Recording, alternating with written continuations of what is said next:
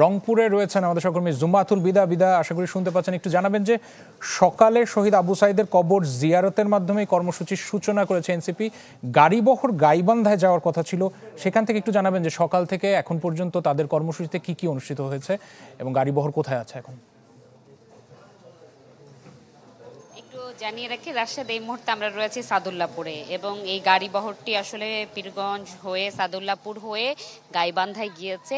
সেখানেই কিন্তু সাধারণ যে নেতাকর্মী এবং যারা বাসিন্দা রয়েছেন তাদের সাথে তারা সাক্ষাৎ করেছেন, বিভিন্ন দোকানে গিয়েছেন, চলার পথে যেহেতু পথসভা সাধারণ মানুষের সাথে কথা বলেছেন, তাদের চাহিদার কথা জানতে চেয়েছেন, তাদের ভাবনার কথা জানতে চেয়েছেন, রাষ্ট্র গঠন নিয়ে তাদের যেই চিন্তাভাবনা রয়েছে কিংবা না বলা কথাগুলো রয়েছে সেগুলো তারা জানতে চেষ্টা করেছেন।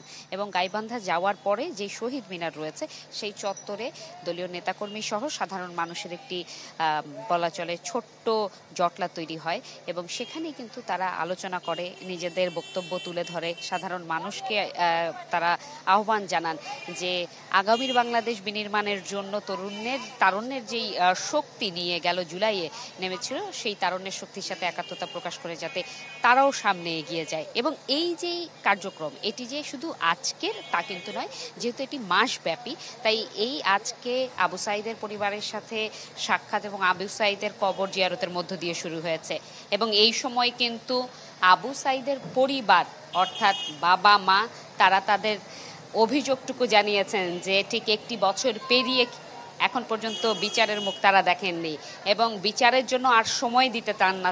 তারা চান অতি সত্বর যাতে এই যেই হত্যা, এই হত্যার বিচার করা হয় এবং আগামীর বাংলাদেশে যাতে এই ধরনের কোনো শক্তি গড়ে না উঠতে পারে, এর জন্য তারা চেয়েছেন যে এমন একটি রাষ্ট্র কাঠামো যার মধ্য দিয়ে আগামীতে সমতার বাংলাদেশ তৈরি হবে, অর্থাৎ প্রতিটি বিষয়ে সুযোগের সমতা নিশ্চিত হবে, বৈষম্যহীন হবে এবং এই রাষ্ট্র কাঠামো দিয়ে আগামীতে বাংলাদেশ বিশ্বের দরবারে নিজেদেরকে ভিন্নভাবে নতুন করে পরিচয় করিয়ে দিতে পারবে।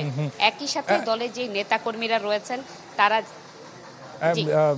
বিদা বলছিলেন যে শহীদ আবু সাঈদের বাবা মা তারাও কথা বলেছেন এবং তারা তাদের ছেলে হত্যার বিচার পাননি বলে অভিযোগ করেছেন। এ ব্যাপারে এনসিপির কারো বক্তব্য আপনাদের কাছে সরাসরি বলেছে কিনা, মিডিয়া কর্মী কারো কাছে, তারা কি প্রতিক্রিয়া বলেছে?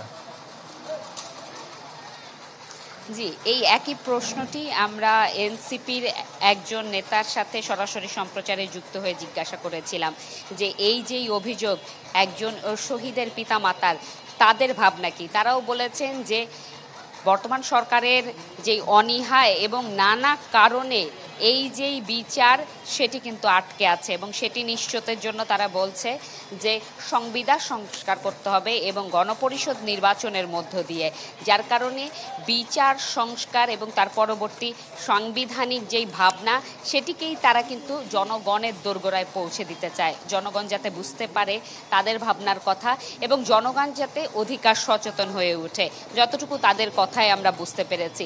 এবং শুধুমাত্র যে আবু সাঈদ তা কিন্তু নয়, তারা আহ্বান জানিয়েছেন প্রতিটি আহত এবং শহীদ পরিবারের পাশে থাকার জন্য এবং একই সাথে বিচার নিশ্চিতের জন্য আর কালক্ষেপণ না করে যাতে অন্তর্বর্তী সরকার সিদ্ধান্ত নেয় সেই আহ্বানটুকু তারা জানিয়েছেন, নয়তো সংগ্রাম চালিয়ে যাওয়ার হুঁশিয়ারিও কিন্তু তারা দিয়েছেন।